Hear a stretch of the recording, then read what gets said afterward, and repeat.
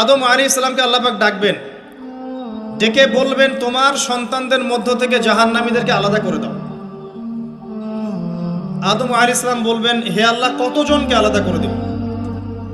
আল্লাহ রাব্বুল আলামিন বলবেন, প্রতি হাজারে 999 জনকে জাহান্নামের জন্য আলাদা করে দাও। বলেন ইন্না লিল্লাহ ওয়া ইন্না ইলাইহি রাজিউন। প্রতি হাজারে 999 জনকে জাহান্নামের জন্য আলাদা করে দাও। আপনি গাণিতিকভাবে এটাকে ব্যাখ্যা করতে যায়েন না, এখানে বোঝানো হচ্ছে মেজরিটি, অর্থাৎ বেশিরভাগ মানুষ জাহান্নামে যাচ্ছে, কোনো সন্দেহ নাই। হ্যাঁ, এটা ঠিক, জাহান্নামে যাওয়ার পরে কবিরা গুনাহগার যে ব্যক্তিরা আছে তাদের জন্য নবী সাল্লাল্লাহু আলাইহি ওয়াসাল্লাম সুপারিশ করবেন, এবং যার অন্তরে সরিষা দানা পরিমাণ ঈমান ছিল, মন থেকে লা ইলাহা ইল্লাল্লাহ সাক্ষ্য দিয়েছে, একদিন না একদিন সে জান্নাতে যাবে ইনশাআল্লাহ। কিন্তু আমরা কি চাইবো জাহান্নামের শাস্তি ভোগ করে জান্নাতে যেতে? জাহান্নাম কি, এটা একটা হাদিস দিয়ে বুঝাচ্ছি। আল্লাহ রাব্বুল আলামিন এই পৃথিবীর সবচেয়ে সুখী মানুষটাকে, এই পৃথিবীতে যার কোনো দুঃখ কষ্ট কিচ্ছু ছিল না, এই মানুষটাকে ডেকে নিয়ে আসবেন, ডেকে নিয়ে এসে জাহান্নামে ঢুকাবেন এক মুহূর্ত সময়ের জন্য, ধরেন 1 সেকেন্ড বা 1 ন্যানো সেকেন্ড, এরপরে বের করে নিয়ে আসবেন। নিয়ে এসে বলবেন, পৃথিবীতে কি সুখে ছিলে? সেই ব্যক্তি বলবে, সুখ কি জিনিস হে আল্লাহ আমি জানি না। আমি কি বুঝাতে পারছি ভাই? সুখ কি জিনিস আমি জানি না। আর আল্লাহ রাব্বুল আলামিন এই পৃথিবীর সবচাইতে কষ্টে থাকা মানুষটাকে ডেকে নিয়ে আসবেন, এনে জান্নাতে ঢুকাবেন, ঢুকে এক মুহূর্ত সময় রাখবেন, বের করে নিয়ে আসবেন। বলবেন, পৃথিবীতে কষ্টে ছিলে? সেই বান্দা বলবে, কষ্ট কি জিনিস আল্লাহ আমি জানি না। এটাই সেই আয়াতের ব্যাখ্যা বলা যায়। আল্লাহ পাক বলেছেন, কুল্লু নাফসিন যায়িকাতুল মাউত, প্রত্যেকটা নফস বা আত্মা মৃত্যুর স্বাদ গ্রহণ করবে। ফা ইন্নামা তুওয়াফাউনা উজুরাকুম ইয়াওমাল কিয়ামাহ, কিয়ামতের মাঠে তোমাদের পূর্ণ প্রতিদান দেয়া হবে। ওই দিন ফামান যুহজিহা আনিন নার ওয়া উদখিলাল জান্নাহ ফাকাদ ফাজ, সেদিন যাকে আল্লাহ পাক জাহান্নাম থেকে বাঁচাবেন, জান্নাতে প্রবেশ করাবেন, একমাত্র সে ব্যক্তি সফল, আর কেউ সফল না। এই আয়াতটা হচ্ছে দ্য ডেফিনেশন অফ সাকসেস, যার পিছনে আমরা ছুটছি। আমরা সাফল্যের পিছনে ছুটি না। সফল হতে হবে, নিজের পায়ে দাঁড়াতে হবে, টাকা পয়সা করতে হবে, বাড়ি গাড়ি করতে হবে, ব্যাংক ব্যালেন্স করতে হবে, জমি জমা করতে হবে, একটা সুন্দরী গার্লফ্রেন্ড চাই, একটা স্ত্রী চাই, তাই না? আমরা সাফল্যের পিছনে ছুটতে চাই, আর আমাদেরকে বস্তুবাদী দর্শন শেখায় এগুলোই সাফল্যের মানদণ্ড। তা আল্লাহ পাক এখানে বলছেন, যাকে জাহান্নাম থেকে বাঁচানো হবে আর জান্নাতে প্রবেশ করানো হবে, এই ব্যক্তি ছাড়া কেউ সফল না। পৃথিবীতে আপনি অনেক বড় নেতা হতে পারেন, ইভেন অনেক বড় আলেমও হতে পারেন, অনেক বড় পলিটিশিয়ান হতে পারেন, অনেক বড় প্রশাসনের কর্মকর্তা হতে পারেন, অনেক বড় ইকোনমিক্স হতে পারেন, কলামিস্ট হতে পারেন, বুদ্ধিজীবী হতে পারেন, হাফেজ হতে পারেন, হুএভার ইউ আর, যদি কিয়ামতের মাঠে আপনি জান্নাতে যেতে না পারেন, আপনি সফল না। আর পৃথিবীতে যে মানুষ মুদির দোকান করছে, ভ্যান চালাচ্ছে, রিক্সা চালাচ্ছে, বারবার সেলুনে কাজ করে, কৃষক কৃষি কাজ করে, যাদেরকে মানুষ চেনেও না, ঈমান আছে, 5 ওয়াক্ত নামাজ পড়ে, ছেঁড়া কাপড় পরে থাকে, এত মান মর্যাদা নাই, ভাইরাল না, মানুষ চিনে না, গভীর রাত্রে তাহাজ্জুদ পড়ে, দেখবেন এই ব্যক্তি যদি কিয়ামতের মাঠে জান্নাতে চলে যায়, এই ব্যক্তি আমার চেয়ে সফল, কোনো সন্দেহ নাই।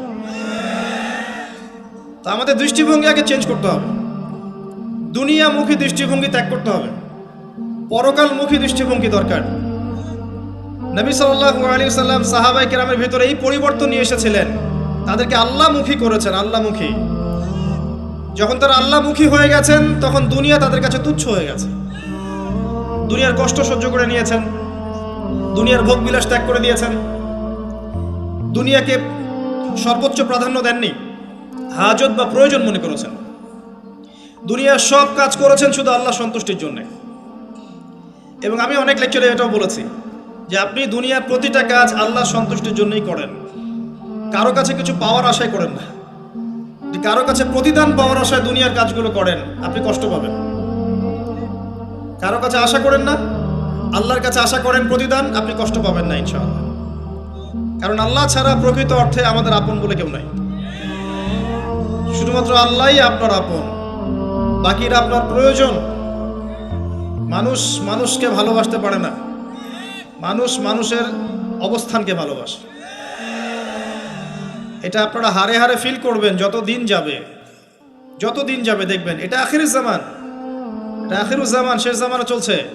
এখন ফিতনাগুলো এমন ভাবে পড়তে থাকবে যেন একটা মালা ছিঁড়ে দিলে পুঁথিগুলো যেমন টপটপ করে পড়ে যায়, এইভাবে ফিতনাগুলো আসতে থাকবে। ওই হাদিসের দিকে আসেন। নবী সাল্লাল্লাহু আলাইহি ওয়াসাল্লাম বলেছেন, আদম আলাইহিস সালামকে ডেকে আনা হবে, বলা হবে তোমার সন্তানদের মধ্য থেকে জাহান্নামীদেরকে আলাদা করে দাও। আল্লাহ পাক বলবেন প্রতি 1999 জনকে আলাদা করে দাও, একজন জান্নাতে যাচ্ছে প্রতি 1000-এ। কিন্তু listen to me very carefully, কিন্তু আল্লাহ পাক সূরা নিসা একটা কথা বলেছেন, ইন্নাল্লাহা লা ইয়াগফিরু আন ইউশরাকা বিহি ওয়া ইয়াগফিরু মা দুনা যালিকা লিমান ইয়াশা। আল্লাহ রাব্বুল আলামিন তার সাথে শিরকের গুনাহ ছাড়া অন্য যে কোনো গুনাহ যাকে ইচ্ছা মাফ করতে পারেন। যে কোনো গুনাহ আল্লাহ পাক মাফ করতে পারেন শিরকের গুনাহ ছাড়া। আরেকটা গুনাহ আল্লাহ পাক ক্ষমা করবেন না, সেটা হচ্ছে বান্দার হক। বান্দার সাথে সম্পৃক্ত, কারো টাকা চুরি করেছেন, কারো জমি আত্মসাৎ করেছেন, কাউকে গালি দিয়েছেন, কারো প্রতি জুলুম করেছেন, কাউকে অন্যায়ভাবে মেরেছেন, ছিনতাই করেছেন, ইত্যাদি ইত্যাদি, যেটা অন্যের হকের সাথে সম্পৃক্ত। ধর্ষণ করেছেন, মানুষের সম্মানহানি করেছেন, নিষ্পাপ কাউকে বিতর্কিত করেছেন ইত্যাদি। এই যে মানুষের সাথে জড়িত হক, এটা আল্লাহর কাছে মাফ নেওয়া যাবে না। কাবা ঘরের গেলাফ ধরে কানলেও কোনো লাভ নাই, ওই বান্দার কাছে গিয়ে ক্ষমা নিতে হবে। ভাই আমি আপনাকে গালি দিয়েছি, মাফ করে দেন। ভাই আমি তোমার টাকা চুরি করেছিলাম, এই নাও ফেরত নাও। বোন তোমার সম্পত্তি আমি দেই নাই, নিয়ে নাও। প্রতিবেশী তোমার জমি আমি নিয়েছি, নিয়ে নাও। এটা দুনিয়াতে করতে হবে। অন্যথায় পরকালে দেখবেন যে মানুষের সাথে জড়িত হকের জন্য মানুষটা দাঁড়িয়ে আছে। একজন ব্যক্তি উঠেছে, নামাজ রোজা হজ যাকাত সব নেকি নিয়ে উঠেছে, ওঠার পরে দেখছে সামনে অনেক মানুষ দাঁড়িয়ে আছে। কি জন্য দাঁড়িয়ে আছে? কারো টাকা নিয়ে শোধ করে নাই, কাউকে গালি দিয়েছে, কারো প্রতি জুলুম করেছে, কারো প্রতি অন্যায় করেছে, এরা দাঁড়িয়ে আছে, হক চাচ্ছে। তখন কিভাবে শোধ করবে? আল্লাহ পাক বলবেন তোমার নেকি ওদেরকে দিয়ে দাও। তখন শেয়ারিটের মাধ্যমে নেকি চলে যাবে। কথা বুঝতে পারছেন? তখন আরো অত্যাধুনিক প্রযুক্তি থাকবে, নেকি কনভার্ট। আর নেকি দিতে দিতে যদি নেকি শেষ হয়ে যায়, তখন ওই ব্যক্তিদের গুনাহ তার আমল নামায় চলে আসবে। তারপর ওই ব্যক্তিরা জান্নাতে যাবে, এই ব্যক্তি জাহান্নামে যাবে। অতএব দুনিয়াতে মানুষের সাথে জড়িত কোনো হক রাখেন না। আল্লাহ পাক বলছেন শিরকের গুনাহ ছাড়া আল্লাহ যে কোনো গুনাহ মাফ করতে পারেন, আর এই যে কুফরি এবং মানুষের সাথে জড়িত হক আল্লাহ মাফ করবেন না। এখন আল্লাহ যদি শিরকের গুনাহ ছাড়া সব গুনাহ মাফ করতে পারেন, আর আল্লাহ পাক তো ওয়াদা করেছেন নবী সাল্লাল্লাহু আলাইহি ওয়াসাল্লামকে মেরাজের রাতে, যে তোমার উম্মতের যে কোনো ব্যক্তি যদি শিরক না করে আমার সামনে হাজির হয়, আমি তাকে মাফ করব। একটা হাদিসে কুদসির মধ্যে এটাও আছে, হে আদম সন্তান, তুমি যদি আসমান এবং জমিন সমপরিমাণ গুনাহ নিয়ে আমার সামনে দাঁড়াও, কিন্তু আমার সাথে কাউকে শরীক করনি, তাহলে আমি আল্লাহ তোমার সামনে আসমান জমিন সমান ক্ষমা নিয়ে দাঁড়াবো। আবার নবী সাল্লাল্লাহু আলাইহি ওয়াসাল্লাম সুপারিশ করবেন যার অন্তরে এক জাররা পরিমাণ ঈমান থাকবে, তারা জান্নাতে যাবে। তাহলে কি কারণে 1999 জন মানুষ জাহান্নামে যাবে? উত্তরটা দেন দেখি। তাদের আমল নামে কিসের পাপ থাকতে পারে? কিসের? এটা বোঝার জন্য কি পিএইচডি করার দরকার আছে? এখন দেখেন, কিছু মানুষ আছে যারা বলছে যে ঈসা ইবনে মারিয়াম আল্লাহর সন্তান, নাউযুবিল্লাহ। এটা শিরক নয়? এবং তাদের সংখ্যা পৃথিবীতে 700-800 কোটির মতো, নাকি আরো কম বেশি হবে? যারা চলে গেছে, যারা আছে এবং যারা আসবে। কিছু মানুষ বলছে ওজায়ের আলাইহিস সালাম আল্লাহর সন্তান, নাউযুবিল্লাহ। এরা হচ্ছে জিউস, যারা এখন প্যালেস্টাইন দখল করে আছে। আর এই কথা বলতে আমাদের বুকে ভয় থাকা উচিত নয় যে ওইটা আমাদের জমি, তাদের জমি নয়। ওখানকার ঘটনা হচ্ছে এমন, একটা উপমা দিয়ে বোঝানো যায়। মনে করেন আপনি আপনার ঘরে বসে আছেন, আপনার দরজায় একজন মেহমান এসেছে। মেহমান নক করছে, ঠক ঠক ঠক। ভাই আমাকে একটু হেল্প করেন, আমি খাইনি অনেক দিন, আমার কাপড় নাই, আমার খাবার নাই, আমার থাকার জায়গা নাই, একটু আশ্রয় দেন। আপনি মাশাআল্লাহ মুসলিম, দয়া পরবশ হয়ে দরজা খুলে দিলেন, তাকে ড্রয়িং রুমে বসালেন, সুন্দর করে খাওয়ালেন, কাপড় দিলেন, রেস্ট করার জায়গা দিলেন। এবার সে সেখানে থাকতে থাকতে পরিকল্পনা করলো যে আপনাকে আপনার বাসা থেকে বের করে দিবে। একদিন আপনাকে ঘাট ধরে আপনার বাসা থেকে বের করে দিল, দিয়ে দরজার ভিতর থেকে লাগিয়ে দিল। এখন দরজার বাইরে দাঁড়িয়ে আপনি নক করছেন, আমার ঘর আমাকে ফেরত দাও, আমার ঘর আমাকে ফেরত দাও। আর এই ব্যক্তি বলছে আপনি জঙ্গি, আপনি সন্ত্রাসী। এটা হচ্ছে সবচেয়ে সেরা উদাহরণ প্যালেস্টাইন এক্সাম্পলের। তো এরা বলছে ওজাইর আলাইহিস সালাম আল্লাহর সন্তান। একটা কথা আমি বলি, হতাশ হবেন না। ফেরাউন তার দলবল নিয়ে যখন লোহিত সাগরে ধাওয়া করছিল মুসা আলাইহিস সালামকে, আল্লাহ পাক কি করেছেন? আল্লাহ পাক সব সৈন্যকে আগে লোহিত সাগরে এনেছেন, আনার পরে মুসা আলাইহিস সালামকে পার করে দিয়েছেন। তারা যখন মাঝখানে এসেছে তখন আল্লাহ পাক ডুবিয়ে দিয়েছেন। ঠিক আছে, আল্লাহ পাক ঠিক একই কাজটা করবেন ইনশাআল্লাহ এই জেরুজালেমে ইনশাআল্লাহ তাআলা। সবাইকে এনেছেন আল্লাহ পাক পৃথিবীর বিভিন্ন জায়গা থেকে। একটা নির্দিষ্ট সময় পর্যন্ত ওরা বিশ্বকে রুল করবে সামনে, একটা নির্দিষ্ট সময় পর্যন্ত এরা বিশ্বকে শাসন করবে সামনে অচিরেই। কিন্তু এরপরে আল্লাহ রাব্বুল আলামিন ঈসা ইবনে মারইয়ামকে নামাবেন এবং তার হাতে তাদের নেতা মসিহুদ দাজ্জাল নিহত হবে ইনশাআল্লাহ তাআলা। এবং পুরো কমিউনিটি একসাথে কলাপস করে যাবে, পৃথিবী থেকে তার নাম অস্তিত্ব মুছে যাবে ইনশাআল্লাহ তাআলা। আল্লাহ পাক ওই লোহিত সাগরের সুন্নাহ এখানে অ্যাপ্লাই করবেন ইনশাআল্লাহ। আল্লাহ পাক এই কারণে একত্রিত করেছেন, এটা আল্লাহ পাকের স্টাইল সুন্নাহ। আসেন, এরা বলছে ওজাইর আলাইহিস সালাম আল্লাহর সন্তান। আবার দেখেন কিছু মানুষ বলছে আল্লাহকে পাওয়ার জন্য স্ট্যাচু ওয়ার্শিপ করা যায়, এরা হচ্ছে আল্লাহকে পাওয়ার মাধ্যম।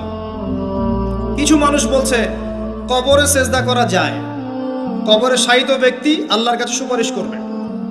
কিছু মানুষ বলছে আল্লাহ ছাড়া অন্য কারো কাছে দোয়া করা যায়, তিনি অনেক বুজুর্গ ব্যক্তি ছিলেন, আমার দোয়া পৌঁছে দিবেন আল্লাহ পর্যন্ত।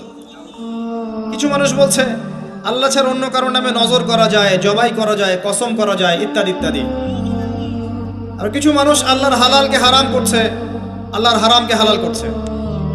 কিছু মানুষ তাকদীরকে অস্বীকার করছে, ভাগ্যকে অস্বীকার করছে।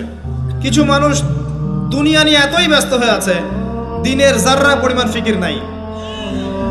আবার কিছু মানুষ এই উম্মতের মধ্যে দাবি করছে মুহাম্মদ সাল্লাল্লাহু আলাইহি ওয়াসাল্লাম শেষ নবী নন, আরও নবী আসতে পারে, এবং তারা প্রকাশ্যে মাহফিল করারও চেষ্টা করছে এখন বাংলাদেশ। আবার কিছু মানুষ বলছে আমরা কোরআন মানি, হাদিস মানি না। এই যতগুলো কথা আমি বললাম এর প্রত্যেকটাই হচ্ছে শিরক। এই শিরকগুলো হয় তিন ভাবে: চিন্তায় শিরক হয়, কথায় শিরক হয় এবং কাজে শিরক হয়। চিন্তা, কাজ এবং কথা, আকীদায় শিরক থাকে, আমলে শিরক থাকে, আবার কথাতেও শিরক থাকে। এই শিরকের পাপের কারণে আল্লাহ রাব্বুল আলামিন বেশিরভাগ মানুষকে জাহান্নামে দিবেন, বলেন নাউযুবিল্লাহ।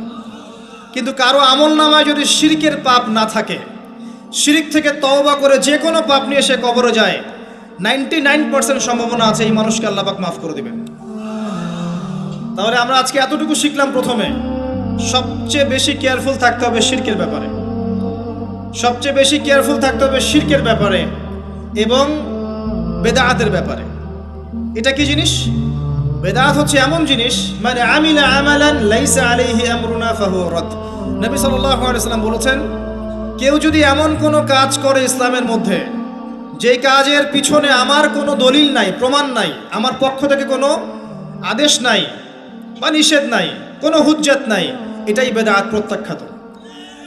মানে আপনার প্রতিটা কাজ হতে হবে শুধুমাত্র নবী সাল্লাল্লাহু আলাইহি ওয়াসাল্লামের সুন্নাহ মতো। এই জায়গায় নতুন কোনো পদ্ধতি চালু করলে আপনি বেদাতি হয়ে যাবেন।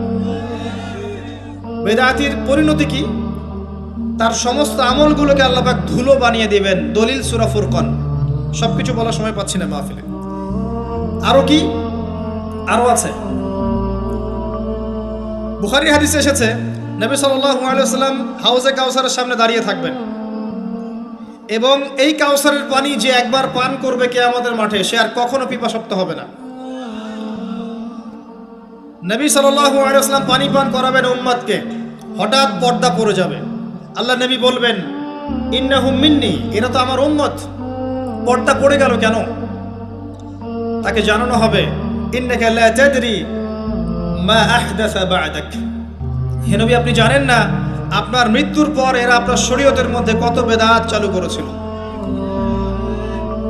তো বেদাতীদের সম্পর্কে নবী সাল্লাল্লাহু আলাইহি ওয়াসাল্লাম বলবেন, সুহকান সুহকান লিমান গায়্যারা বা'দি, দূর হও দূর হও, যারা আমার দ্বীনের মধ্যে সংযোজন করেছে দূর হয়ে যাও। নবীজি অভিশাপ দিবেন, নাউযুবিল্লাহ। আরেকটা মারাত্মক বিষয় হচ্ছে, বেদাত করতে থাকলে মানুষ তওবা করে না। একজন চোর তওবা করতে পারে, সে জানে এটা খারাপ কাজ।